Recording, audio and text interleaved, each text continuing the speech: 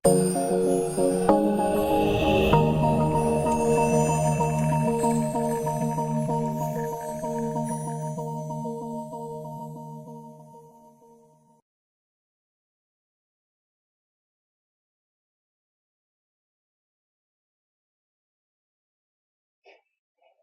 assalamualaikum warahmatullahi wabarakatuh.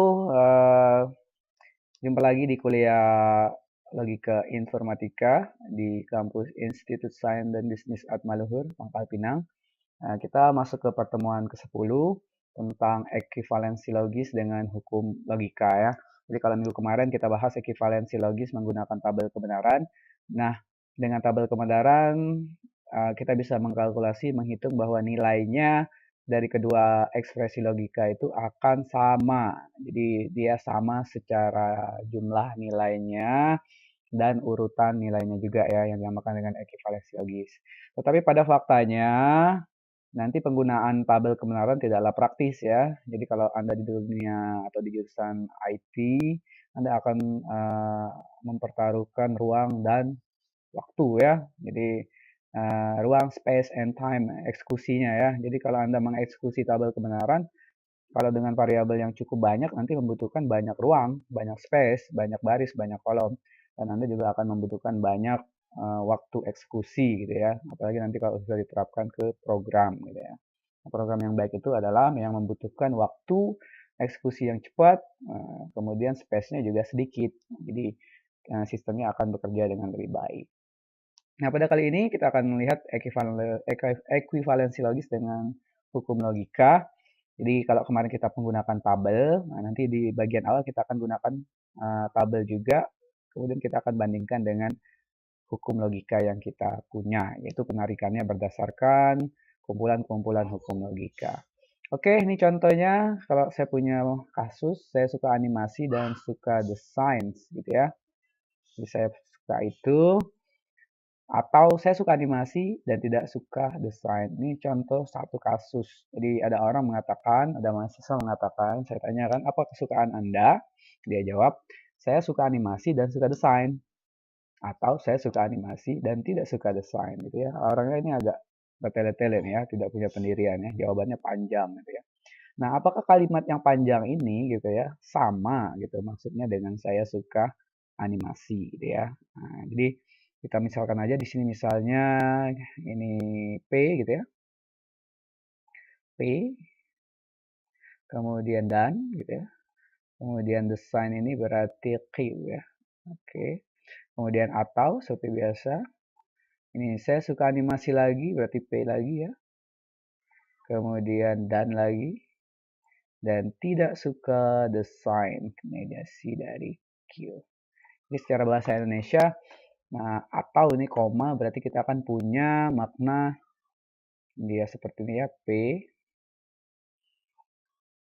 dan Q. Gitu ya. P dan Q dikurung karena ada komanya atau gitu ya. Di sini ada P dan negasi Q. Nah, kira-kira kalimat ini gitu ya. Kalimat ini itu sama ada maksudnya dengan P gitu ya. Akan kita cek nih, apakah ini sama dengan P. Jadi kalau di minggu kemarin kita punya nih, kita punya dua ekspresi. Ekspresi yang pertama adalah dalam kurung P dan Q atau P dan negasi Q. Apakah dia ekivalen ke P? Nah ini menjadi pertanyaan. Nah dengan cara yang kemarin kita bisa cek bahwa kita buat P, kita buat Q gitu ya. Kemudian di sini kita punya algoritma berikutnya adalah P dan Q. Gitu ya. Ini kita kurang negasi Q-nya. Oke, boleh sebenarnya negasi Q di sebelah boleh ya. Ini kita juga punya harus P dan negasi Q ya. Baru yang terakhir kita punya yang ini. Nah, saya buat ini aja ya. Nah, di sini. Oke. Nah, P kita punya kemarin adalah 1, 1, 0, 0 gitu ya. Nah, 0 ini jelek nih. 1, 0, 1, 0. Oke. 1, 1 dan 1 sudah pasti 1, 0 jadi 0. 01, 0, apapun 0 digabungkan dengan 0 akan jadi 0. Gitu ya. Negasi Q, kebalikan dari Q, 0, 1, 0, 1. Didapat dari mana? Dari sini ya. Nah, dari sini. Nah, kita gabungkan P dan Q. 1, 0, dia akan jadi 0. 1, 1, 1, 0, 0, 0, 0, 1, 0. Gitu ya. Nah, kita akan cek atau gitu ya. Atau. Oke, kita akan cek kolom yang ini dengan ini. Maka hasilnya adalah 1 atau 0. Pasti hasilnya adalah 1. 0 atau 1. 1. 0 atau 0. 0. 0 atau 0. 0. Nah, terbukti bahwa ini sangat terbukti ya. Bahwa hasil ini itu sama dengan ini. Oke. Jadi kita bisa katakan bahwa yang ini berlaku.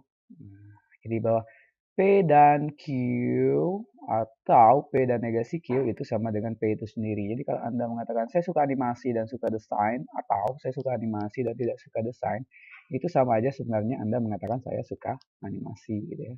Cuma kalimatnya redaksinya terlalu panjang. Jadi ini komputer zaman dulu nih yang algoritmanya panjang nih yang dikit ya. Nah, di dunia komputasi seperti itu. Jadi diperlukanlah nanti prinsip ekivalensi salah satu fungsinya untuk menyederhanakan. Kalau yang ini kita pelajari mengecek apakah kiri sama dengan kanan. Nanti suatu saat kanannya belum ada nih atau kirinya belum ada sehingga kita turunkan menjadi lebih sederhana. Nah, ini yang jadi masalah. Yang jadi masalah adalah tidak selamanya kita harus menyelesaikan ekivalensi ini dengan tabel kebenaran tadi karena ada ruang dan waktu ya. Jadi ruangnya ini banyak, 2 variabel ada 4 baris gitu ya. Waktunya lama nih, tidak sesuai ini ya. Harus kita buat kolom, baris, buatkan step P dan Q, negasi P dan negasi Q. Makanya dikembangkanlah yang namanya hukum logika ya. Apa itu hukum logika? Jadi hukum logika itu yang ini. Kita bisa menggunakan hukum-hukum ini yang sudah paten gitu ya untuk membuktikan bahwa kedua ekivalensi tadi, kedua ekspresi tadi, ini kalimat yang di atas sama dengan kalimat yang di bawah tanpa harus menggunakan tabel ini. Tanpa ya. Jadi kita akan menggunakan itu fungsinya untuk mempersingkat ruangnya, untuk mempercepat waktu komputasinya gitu ya. Nah, ini ada hukum komplement, hukum identitas, hukum absorpsi, idempotent, kontrapositif. Nah, ini yang dan atau dulu ya yang kita pelajari ya, yang lain yang belum ya. Nah, jadi kita nanti akan pakai paling tidak hukum 1, hukum 2, hukum 3, hukum ke-6, distributif yang paling sering, 7, De Morgan, 8, absorpsi, komutatif, asosiatif ya. Jadi untuk 9 dan 10 belum ya. Oke. Kita akan coba cek. Nah, jadi prinsip yang paling awal adalah lebih gampang jika kita mengecek dari ruas kanan ke kiri atau dari hal yang lebih kompleks ke lebih kecil ya. Jadi menyederhanakan dari yang panjang ke pendek. Jadi boleh Anda menyederhanakan dari sini ke sini atau sebaliknya. Tapi yang direkomendasikan adalah dari yang paling kompleks. Jadi kita punya yang paling kompleks yaitu, kita tulis lagi, P dan Q atau ya, P dan negasi Q. Nah, ini logikanya adalah bagaimana caranya agar kita menemukan bahwa di akhir kita bisa menyimpulkan hasilnya P. Nah, itu sebenarnya. Kita akan bermula dari sini, dan kita ingin berakhir di P gitu ya. Kita harus menggunakan hukum apa saja. Nah, kita harus memilih hukum-hukum yang banyak ini gitu ya. Nanti kalian bisa bawa contekan ini kalau belum hafal ya. Nah, proses itu akan kita lalui. Oke, siap dulu. Maka dengan prinsip ekivalensi, kita harus pilih nih hukum yang akan kita pakai. Nah, kita buat ekivalen.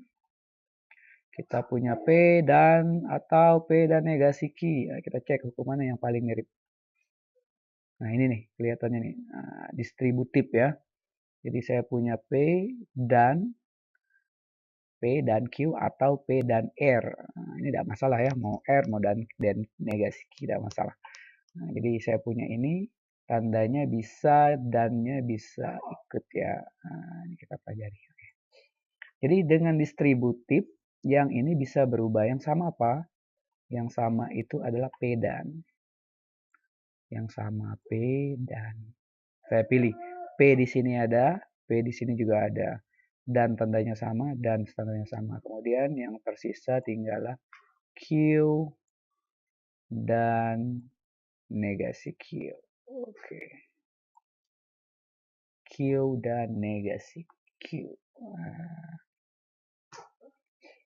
P dan Q negasi Q. Nah, dari sini kita dapatkan hukum distributif.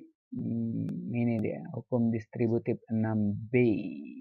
Ini jadinya hukum distributif. Saya tulis 6B. Nah, jadi ini harus ada ya justifikasinya. Anda pakai apa nih menurunkan dari sini ke sini ekuivalennya? Saya menggunakan hukum distributif 6B. Nah, kemudian dari sini kita lihat lagi ada yang bermasalah. P dan Q dan negasi Q. Ini ada Q dan negasi Q nih di dalam kurung. Ada hal yang sama, cuma saling menegasikan. Saling mengingkari. Apa ya saling mengingkari ini? Nah, ini nih. Ada di hukum komplement P dan atau ini dia. Dan ya. P. Oh, salah ini. Ini bukan dan ya tadi. Ini harusnya tersisa atau.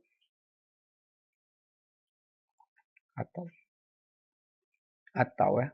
P dan Q ini ataunya di tengah ini ya. P, kalau menggunakan atau kita pakai yang ini D, hukum komplement D. P atau negasi P itu satu. Sesuatu diingkari dengan dirinya sendiri ya, benar ya, milih.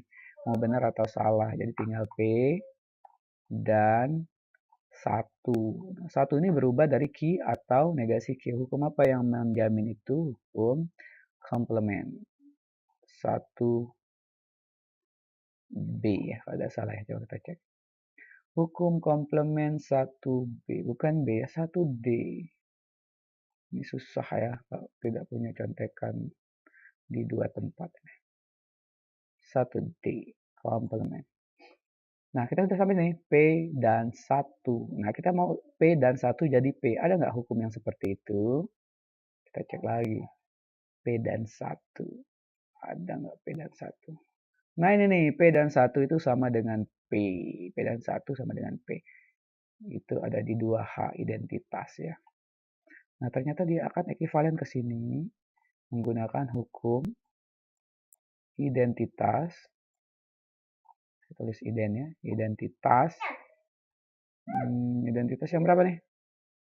2H ya. 2. Oke. Terlihat ya, jelas ya caranya ya. Jadi ini perbandingannya. Perbandingannya. Kalau yang tadi kita punya perbandingannya yang ini. Kalau yang tadi kita buatkan tabel gitu ya, kita harus mengkalkulasi 1100, 1010, kemudian kita buat ini. Nah, pada cara berikutnya atau cara ekuivalensi dengan hukum logika, kita hanya memilih hukum logika mana sih yang cocok untuk merubah bentuknya. Oh, dari awal, dari kotak ini ke bawah, saya butuh distributif 6B. Kalau P dan ada sama nih, keluarkan P dan-nya, tersisa tinggal gitu ya. Ini cara mengingat yang gampang.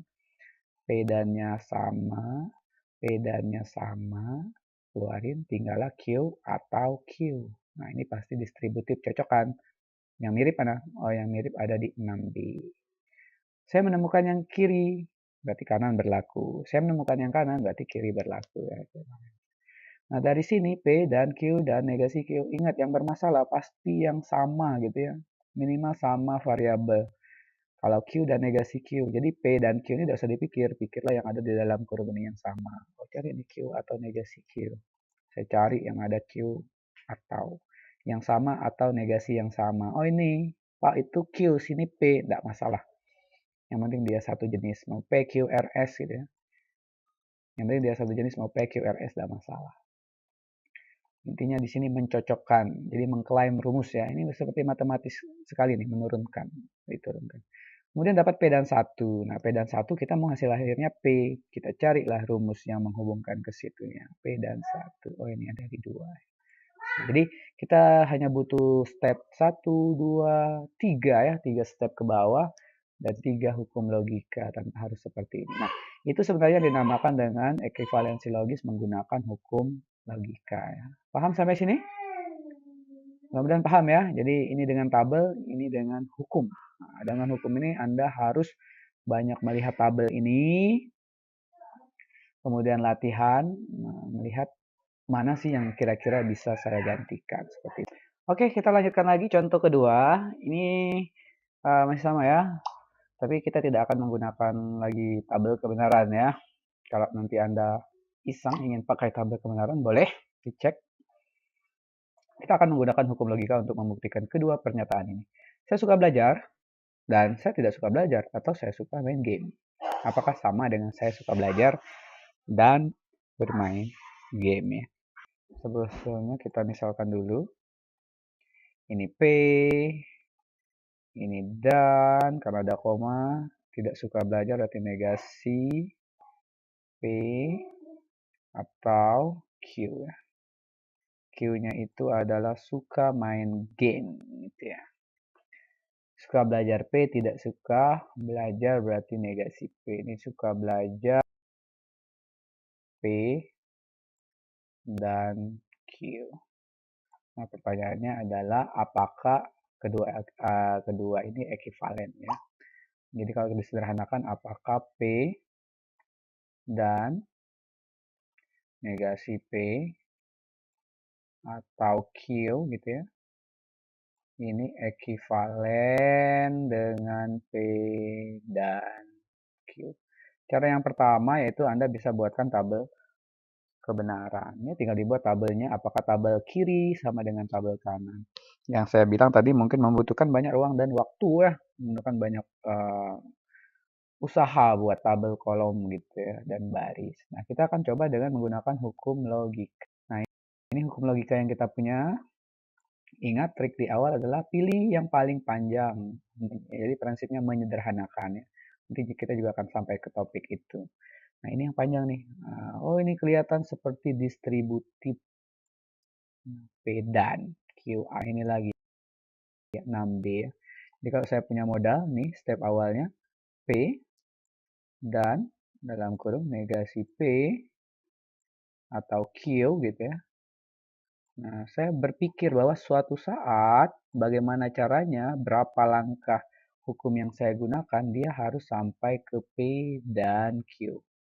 Jadi saya harus mengumpulkan hukum-hukum itu, yang mana saja yang saya pakai agar sampai ke sini gitu ya. Agar dari sini, agar dari kotak ini sampai ke sini. Kalau itu terjamin dengan hukum yang kita punya tadi, yang banyak ini, maka selesai. Itu sudah terbukti secara hukum logika ya. Kita akan coba. Nah, tadi kita dapatkan bahwa ini distributif. Jelas ini hasilnya menjadi ini yang muncul di ruas kirinya ya, yang ini ya. Nah, ini. Nah, ini. Berarti kita harus gantikan dia ke sebelah sini ya. Kita coba ya. Kita coba lagi. Kita punya nih pedan gitu ya. Nah, pedannya kita buat aja pedan. Oh, ada negasi P. Lagi-lagi ada atau ya. P dan gitu ya. P dan Q. Jadi kuncinya adalah memasangkan P dan negasi P dan Q atau ikut tandanya. Nah, dari sini kita punya bahwa saya menurunkan kotak pertama ke yang kedua ini, dari sini ke sini, saya butuh yang namanya hukum distributif, yaitu 6B, sesuai tabel. Nah, habis itu kita lihat, P dan Q, dua hal yang berbeda, sepertinya akan jarang diturunkan, dan tidak bisa lagi, hari ini hujan dan saya ke sekolah. Itu kan tidak lagi bisa diselesaikan, karena berbeda. Jadi kita harus memilih mana sih, insting memilih mana yang harus kita sederhanakan.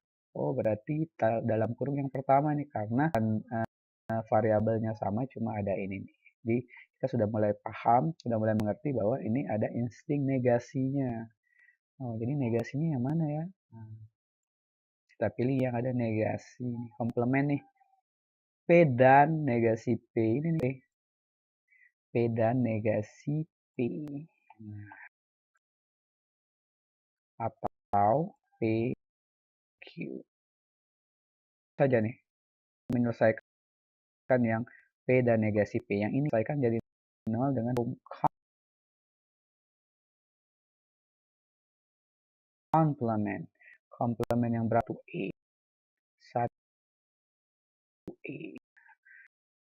Sampai sini.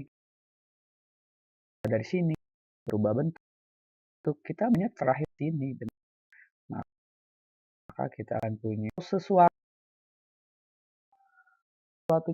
boleh kompleks P dan Q atau sini, yang penting atau 0 tidak mungkin 0 atau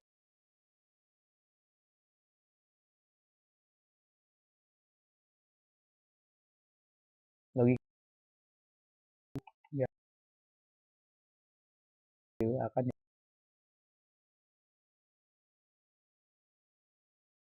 tergantung dan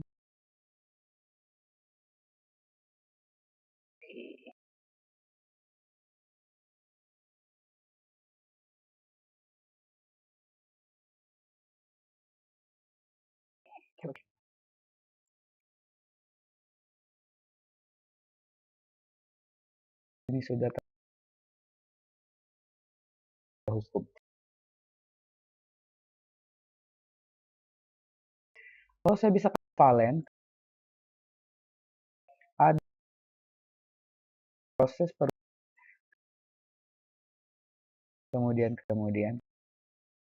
dari sini akan distributif 6 gunakan dari sini nih identik ini belajar. Saya tidak suka belajar dan main game. Oke, ini dua. Oke, kita lanjutkan lagi ke topik berikutnya. Ini masih tentang topik ekivalensi logis. Cuma yang ini namanya penyederhanaan ya. Jadi kenapa ini namanya penyederhanaan? Jika tadi kita punya dua, ruas kiri dan ruas kanan. Kalau disederhanakan, ruas kirinya kita belum tahu. Akan disederhanakan kemana kita tidak tahu. Kita hanya dikasih modal sebelah salah satunya gitu ya. Ini salah juga ya. Kita hanya dikasih modal yang ini. Nah, kira-kira kita bisa turunkan jadi apa nih gitu ya. Otomatis dengan tabel kebenaran juga tidak bisa dikerjakan ini. Jadi dengan tabel kebenaran tidak bisa diperiksa juga. Mau periksa dengan apa gitu ya. Apakah ruas kiri sama dengan ruas kanan? Sedangkan ruas kanannya belum ada. Nah, ini namanya penyederhanaan. Otomatis cara yang kita pakai hanyalah menggunakan hukum logika. Dengan hukum logika yang kita punya ini, maka kita akan cek gitu ya. Kira-kira ini masih bisa disederhanakan atau tidak. Nah, cara yang pertama sekali adalah, ini kalau dalam hal menyederhanakan ini jawabannya bisa banyak. Yang pertama, Anda bisa menemukan jawaban itu. Yang kedua, Anda bisa kesasar gitu ya, tidak menemukan apapun gitu ya. Nah, jadi masalah itu kesasar ya, nah, tidak menemukan. Kita coba yang pertama, cara 1. Kita punya modal P atau P dan Q. Jadi kita lihat dulu nih. Oh, ternyata kalau bentuknya seperti ini saya punya pasti distributif. Nah, distributif 6A ini bagus nih. P atau Q dan R. Ada atau dan. Memenuhi ya, atau dan. Saya punya berarti P atau P gitu ya, milik bersama. Kemudian ini dannya tetap lagi P atau Q. Jadi tadi jawabannya bisa aja ketemu, bisa saja tersesat, bisa saja juga muter-muter, ya kan? Jadi ini menggunakan hukum distributif.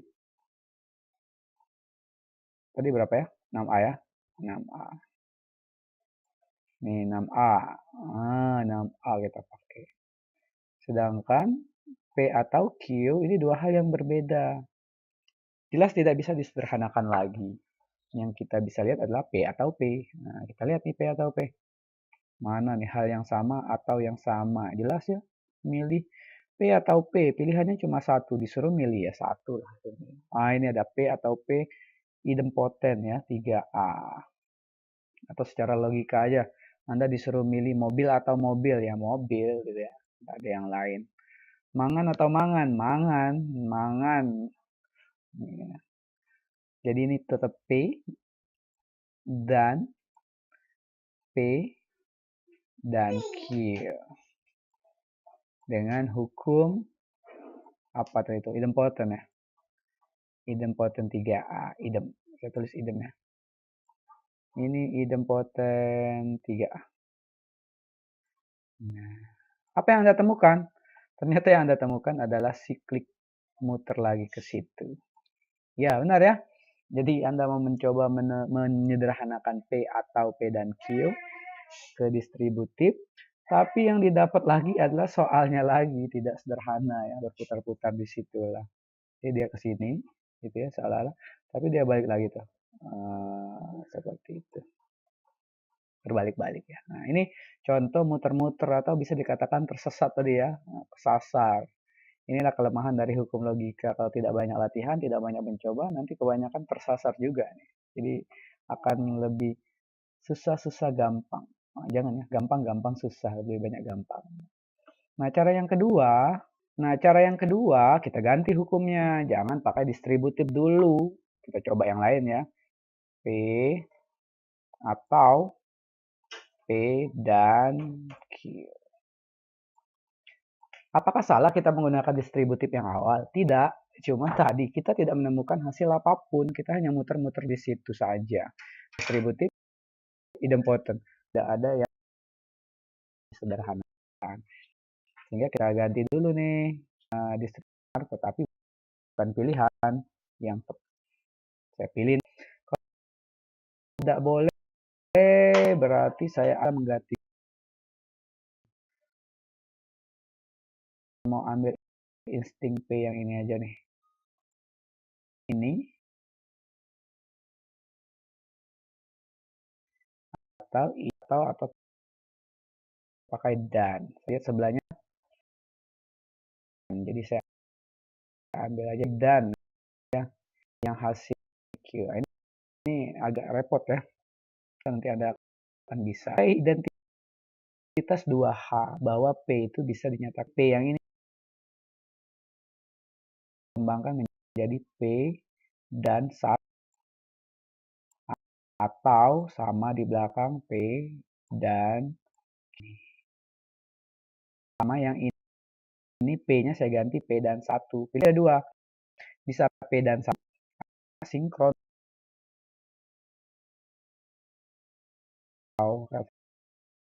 Pilihannya lihat ya. Ada P atau 0 untuk P. Atau sini dan saya pilih aja yang P ada di distributifnya. Sehingga gunakan ini tadi.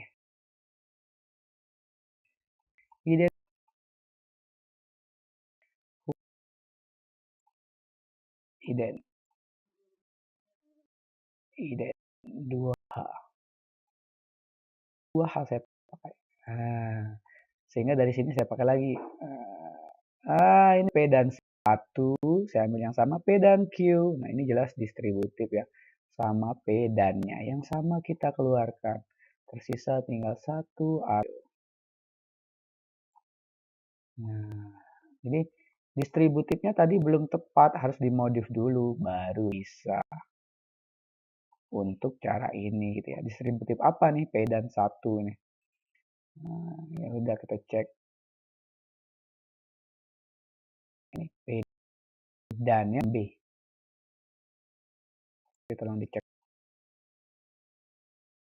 Nah, kemudian sampai sini dan jelas tidak bisa lagi P dan tunggu hasil aja 1 atau Q. Nah, ada satu atau Q. Satu atau P. Ini dia. Nah, satu atau P. Hasilnya adalah satu. Satu atau P. Jadi satu atau P ini ternyata hasilnya satu. Ini menggunakan hukum idempot. Identitas salah. 2 nih saya pilih. 2F. Nah, 2F. Ini modifikasi seperti ini nih. Logika mengajarkan Anda berpikir kritis. Jadi kalau Anda buat program tidak bisa menemukan dengan cara pertama, jangan putus asa. Anda bisa mengembangkan algoritma berikutnya. Jadi itu yang dinamakan dengan berpikir kritis ya. Jadi ide-ide yang baru itu ditemukan dari kita berpikir gitu ya. Kalau Anda menerapkan langsung ya belum tentu idenya dapat gitu ya. Tapi kalau Anda mencoba melakukan hal ini, mencoba sedikit demi sedikit, nanti akan dapat ide yang baru. Nah, apakah P dan 1 bisa kita sederhanakan lagi? Nah, ini nih P dan 1. P dan 1 sama dengan P itu sendiri. Jadi hasilnya adalah hukum identitas 2H.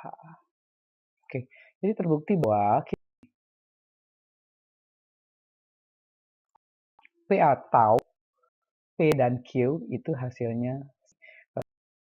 Saya suka makan atau suka makan dan minum, ya saya bisa katakan saya suka makan. Seperti itu ya. Nah, ini sederhana. Oke, itu ya contoh penyederhanaan. Jadi prinsipnya sama saja. Anda menggunakan ekivalensi dengan hukum logika. Anda bisa cek ruas kiri apakah ekivalen dengan ruas kanan. Misalnya kita punya kasus yang pertama, dua ekspresi, dua logika, kiri dan kanan kita cek dengan tabel kebenaran, boleh. Tapi tadi kita akan memakan banyak ruang dan waktu sehingga kita pakai hukum logika gitu ya. Apakah sama? Apakah bisa dari kiri diturunkan ke kanan? Nah, prinsip yang kedua adalah pada saat ruas kanannya belum ditemukan, kita disuruh menyederhanakan sendiri. Apakah ada ini yang sederhana? Gitu. Kalau yang pertama kita menyelidiki, mengecek apakah sama. Yang kedua ini kita ngecek apakah ada yang lebih sederhana dari ini. Nah, itu yang kita pelajari hari ini. Oke, itu logika untuk hari ini tentang ekivalensi dengan hukum logika dan penyederhanaannya. Mudah-mudahan minggu depan kita akan cek lagi penyederhanaan di dalam argumen ya, yang sudah kita yang lebih kompleks lagi. Argumen nanti kalau Anda mau lihat lagi tentang modus, ponentolen, dan silogisme ya. Kalau ini kan baru mengecek kesamaan dua ekspresi. Kalau di dalam argumen itu akan banyak ekspresi proposisi yang akan dibahas dan disimpulkan. Oke, demikianlah. Selamat belajar di rumah. Diperhatikan baik-baik dan dibaca lagi modulnya. Jika ada yang mau ditanyakan, silakan ditanyakan di Classroom atau di WA. Demikianlah saya Iri. Assalamualaikum warahmatullahi wabarakatuh.